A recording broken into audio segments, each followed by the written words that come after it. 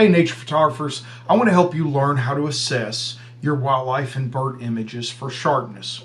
When I'm out in the field leading a workshop or sitting at the computer, I often get messages, whether it be on Facebook Messenger, email. Hey Lee, my images are not as sharp as I'd like. I don't understand it. I'm frustrated when I use this camera system, or when I did this, I felt like my images were sharper. And I find one of the biggest frustrations for wildlife photographers is often not understanding why their images aren't sharp. And the reality is there is not just one reason. There are many reasons. And today I'm going to help you discover what those reasons are and why knowing so is important. Hey nature photographers, I'm Lee Hoy, OM System Ambassador, photography workshop instructor for Wildside Nature Tours and Precision Camera and Video, and contributing author for the Journal of Wildlife Photography. Here we go.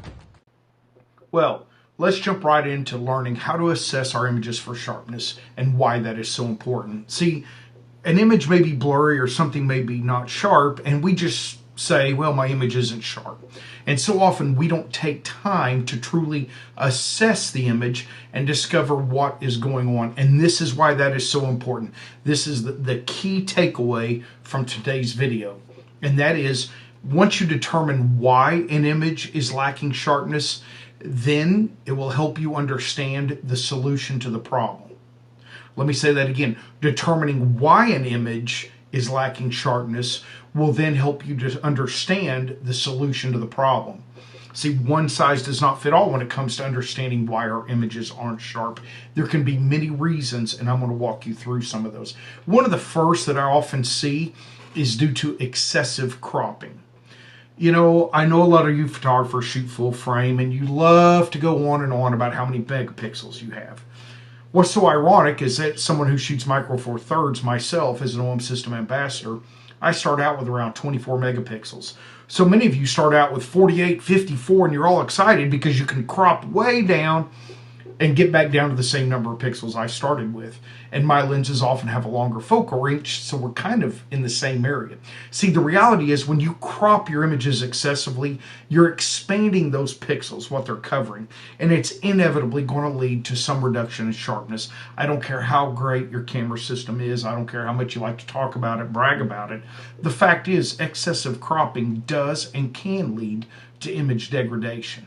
Okay, so one of the solutions to that is learning how to work on your field craft. A lot of times a wildlife photographer, they see a subject and they immediately just start to shoot. Now, you may not have even asked yourself, is it possible to get closer to a wildlife subject?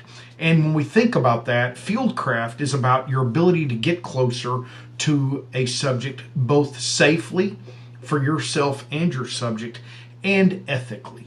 Obviously, we do not want to try to get so close that we're causing issues or potential harm to our subject. So there are techniques that we can use to move closer to our subject to help reduce our need for cropping. If you look through any of my wildlife images that you'll see on my Instagram, my Facebook, my Smug Mug, my website, I would tell you that probably less than 5% have been cropped, okay? And that's because I like to work on getting closer to my images. And there are many different techniques that are not necessarily the topic of today's message, but understand that fieldcraft is every bit as important as both the technical and creative element of nature photography, okay? Now, the next solution to excessive cropping costs money, and that is buy a longer lens. You know, wildlife photography often requires more focal length. And the fact is, more focal length equals more money. I often like to say that, you know, I could sell my best bird and wildlife photography lens and buy everything I need for landscape photography, camera body, lens, filters, tripod, and have money left over for a good workshop. So please understand, wildlife photography often requires more expensive lenses. Yes, there are some entry-level wildlife lenses. Those, understanding that cheaper lenses often aren't going to be the sharpest to begin with. So if you're trying to compare your images from a $1,400 wildlife lens to a $7,500 or $20,000 wildlife lens, I'm just going to be honest, they're not going to be as sharp. They're not always going to be as nice as you would expect. So bird photography in particular requires longer focal lengths. My shortest that I like to shoot for most bird photography is 600 millimeters. Now my OM system 150 to 400, which is a 4.5 throughout, has a built-in teleconverter that jumps to 500. But since I shoot micro four thirds, that means I basically have a 300 to 800 millimeter that'll go out to 1,000 millimeters. So I have plenty of focal length for most situations, okay? So that's the first reason our images may not be sharp, is excessive cropping. Now, second, and this might be a bit of a surprise to you, is improper sharpening or noise reduction in post-processing.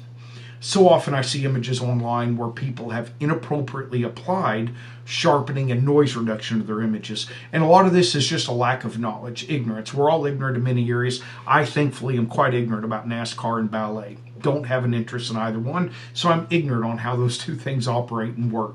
For me, what I think it's important for you to understand is there is, when we're shooting in RAW in particular, there's an important need to have pre and post image sharpening and noise reduction. So when we import an image in RAW, at some point we need to apply sharpening and noise reduction. Depending on what we're exporting an image for, we may want to apply additional sharpening and noise reduction, and that will vary whether you're going to make a print, whether you're publishing something on a screen, whatever.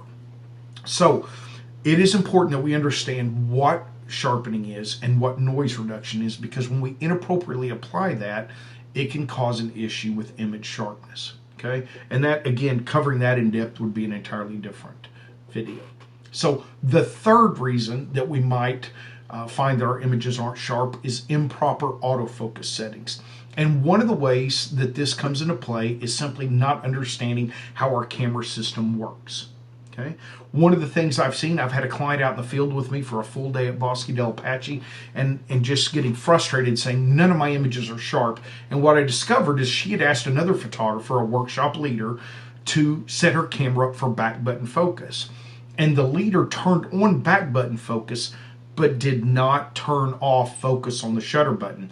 So as she's pressing back button focus to focus and then goes to take a picture, focus is competing with itself and you're not going to get any sharp shots that way, okay? So if you're holding back button focus and taking a picture with focus on the shutter button, you're just creating a nightmare for yourself. So whether you're using back button or front button, make sure those settings are set correctly.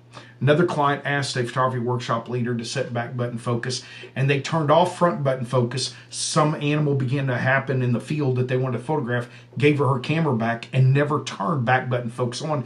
And this poor lady had been having to shoot with manual focus for quite some time. So test, make sure that your autofocus is working.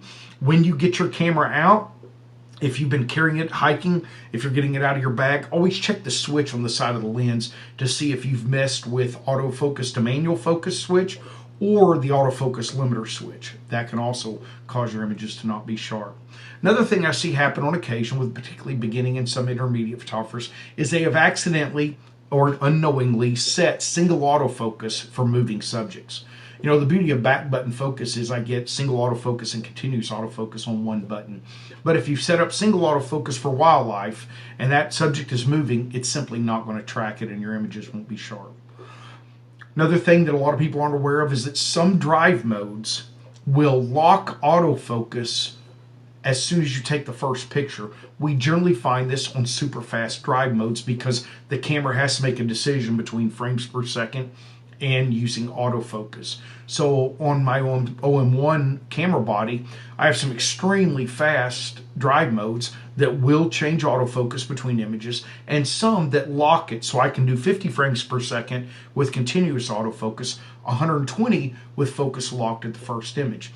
So if my subject is moving out of the focal plane at 120 frames per second, well, I'm probably not going to have all of my images be sharp. Okay, so you need to read the fine print in your owner's manual on your drive mode. So many people go, oh, my camera does 120 frames per second, and they don't know. Maybe that limits you to JPEG, right? Maybe that limits autofocus or exposure settings. So faster is not always necessarily better in drive modes. Also, one thing that can happen is on some cameras, they have a human eye face detection. I had a camera body before that it would be inadvertently quite easy to accidentally turn that on. And thankfully that feature has been rectified. But if you turn on human eye face detection for wildlife or bird photography, you may see a white box jumping all over the screen as it's trying to find a human face.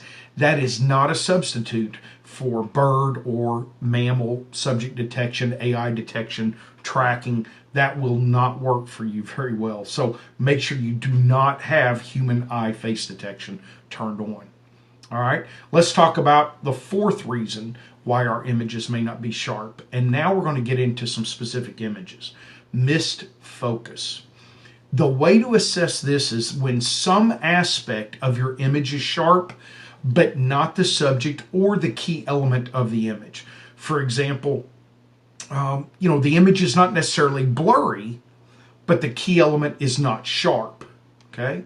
And this can be because our focus grabbed onto something else. Maybe we accidentally moved our autofocus point to a spot we didn't realize.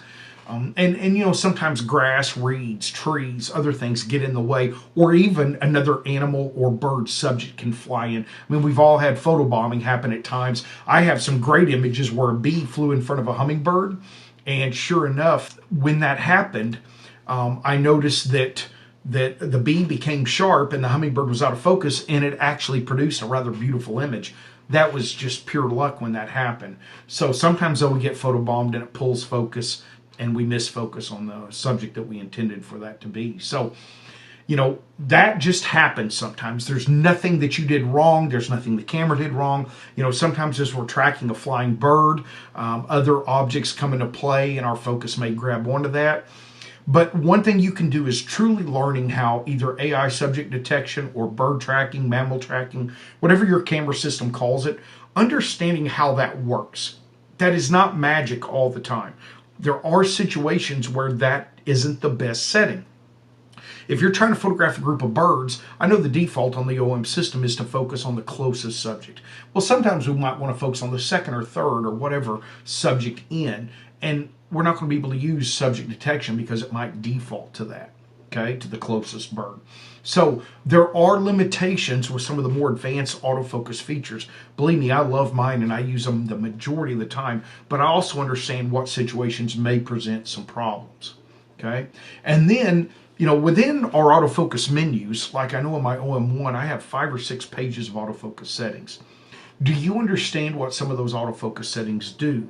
They may or may not be contributing to your success when it comes to acquiring and maintaining focus on your subject. There can be a plethora of settings that may be reducing your success. And it may be that you're not even aware you have them set. And that's because most people really don't spend time trying to understand. They think all I need to set is my autofocus mode and pick one autofocus point configuration, and that's my setting. Okay, and that is not true. There are many different situations in which I might adjust my autofocus point configuration. So that is missed focus. And let's take a look at this image of these whooping cranes. Now what you'll notice right here, I want you to look, the birds are out of focus, but if you look at the grass here in the foreground, it is tack sharp. Now unfortunately, that was not my primary goal. My primary goal was not to have a nice sharp bank of grass with blurry birds. That's just where I missed autofocus. May have been me, may have been the camera. Doesn't matter, the result is the same. That image is a delete, okay? So let's talk about the next reason our images might be blurry. And that is going to be camera movement. And the way we assess that is everything is blurry in our image. And the way we know that is there's nothing sharp in the image. Everything may have a little blur or a lot of blur. Now, as someone who leads workshops, the majority of my clients, I'm 55, and many of them are older than I am. And I find one of the biggest things is we overestimate our ability to handhold even the newest, greatest gear, right? We all love the lightweight equipment that's coming. It's one of the reasons I moved to OM system, extremely light camera bodies, light lenses. But even over a matter of time, our arms are going to get tired. And I'm Scotch-Irish, so I'm built like a mule. And unfortunately, I kind of look like one too. But the reality is that no matter how strong you are, eventually your arms are going to get a little tired. And people overestimate their ability to handle. You pick up a camera lens, you hold it for 10 seconds. Oh, that's not bad. But what about when we're waiting for an eagle to take off? And we have to keep that camera either in front of our eye or close to our eye to be ready for takeoff. Well, your arms are going to get much more fatigued. So the second thing I find, and this is going to be the number one problem, what happens when we have camera movement, is that your shutter speed is often too slow. Now, too slow a shutter speed can also result in different kinds of images that I'll talk about in a minute. But far and away, the number one reason people lack sharp images is their shutter speed is consistently and repetitively too slow. And this comes about as a result of numerous reasons. One, they're afraid of shooting at ISO, high ISOs, and I'll talk about that in a minute. Number two is they're just not paying attention, and I'll talk about that in a minute. So why do we have blurry images? If everything has a little bit or a lot of blur, that's due to camera movement. If you look at this image of this sun bittern on the nest, nothing seems overly sharp, and that's because my shutter speed was as low as 1/100th of a second. Now I have some nice tack sharp images, even though here I was shooting around 800 millimeters. But what you'll find if you look at this, it just doesn't look perfectly sharp. Nothing. The branches, the nest, the bird, none of it is sharp. And most of these images I'm showing you aren't edited, because why would I edit a crappy image? But this is due to camera movement. Yes, it was subtle. Yes, some people might say, well, that's not that bad. No, that's not a sharp image. That image has camera movement. That image has blur all over it. So very important to understand when our shutter speed is too slow and everything in the image has blur, that's going to be because we moved the camera or we had a cheap tripod, which is a whole nother video. All right. So let's talk about yet another reason why our images might not be sharp, and that is going to be insufficient depth of field. Even though a part of your subject may be sharp, the eye or some important aspect of the subject is not. And most people do not realize how shallow depth of field can be when we're shooting wide open or close to it. Maybe shooting at 4.0, 5.6, 6.3. Well, one of my favorite iPhone apps or phone apps for photography is called Photo Pills. Photo Pills. And it's primarily used by landscape photographers. But there is a feature on this app that will calculate depth of field. You can put in your camera body, you can put in your focal length and your aperture, and then you can also say, what if my subject were 20 feet away? And I will say that at 20 feet, that's about the maximum distance I like to photograph a warbler-sized bird, even at 1,000 millimeters. Okay, I'm going to want it to be filling the frame mostly, or close to it. So one of the beautiful things about using Photo Pills is that I can calculate my depth of field at any given distance, at any given focal length and camera body. So if I'm using my OM1 at 500 millimeters, I'm at f5.6, and my subject is 20 feet away, my overall depth of field is 29/32 of an inch. Let me say that again. If I'm shooting a subject at 20 feet, at f5.6, at 500 millimeters using an OM1, my effective depth of field is 29/32 of an inch. So if I am shooting that shallow, right, and as you see in this image of this cormorant, if focus grabs the wing and not the head, I don't have enough depth of field. Obviously, my shutter speed was fast enough because a part of the wing is tack sharp right around the shoulder. You can see some of the primaries there are tack sharp, but if you look at the head of the bird, you'll notice that the head is not sharp. That is not due to camera movement.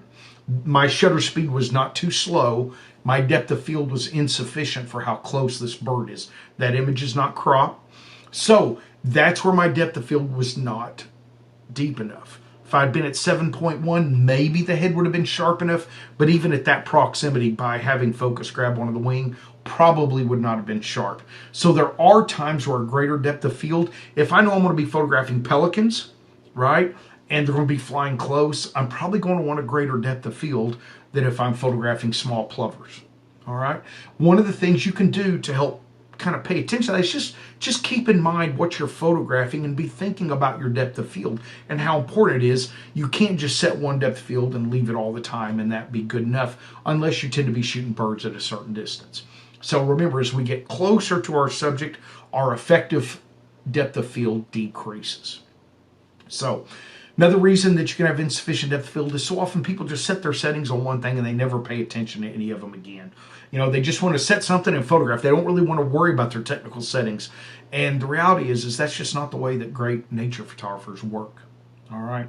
And again, this happens because we're often shooting large subjects up close. Or even if we're shooting a warbler at 20 feet away and focus grabs the wing and not the eye, depending on the position of the head, the eye might start to degrade even though the wing is perfectly sharp. That's how shallow that depth of field can be. All right, let's jump into our final reason for why our images may be lacking the sharpness we want. And I've alluded to this a little bit, but now I'm going to expand on it. And that is our shutter speed is simply too slow. Again, the number one reason that images lack sharpness. And this you can tell because on an image, some part of the subject or the background is sharp, but the subject has blur. So if you notice that your shutter speed was fast enough to stop something, right? So maybe you see that on a certain bird, the chest is sharp, but there's blur, not a lack of focus, but blur. Like when our depth of field is insufficient, you'll notice that the head's just not quite as sharp as you would like. When our shutter speed is too slow, there'll actually be blur that communicates motion, okay? So when we're using a shutter speed that's too slow, the reasons generally are, again, your ISO is too low. You do not need to be afraid of high ISOs. I personally love to use DxO Pure Raw 3. I run any of my best images that I want to edit through that before I do any other editing.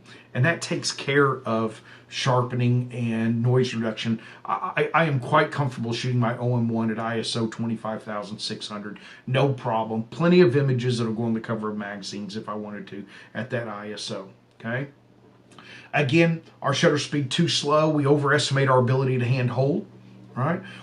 Sometimes you're using aperture priority, which I don't use, but if you're using aperture priority, too often people don't pay attention to their shutter speed. They just want to do aperture priority. They think it's easier and they're not paying attention, and their shutter speed gets so slow that if a subject moves, maybe the head's blurry. If you take a look at this image right here and you look at this bird, you'll see the foreground. I mean, it has some nice sharpness, the water.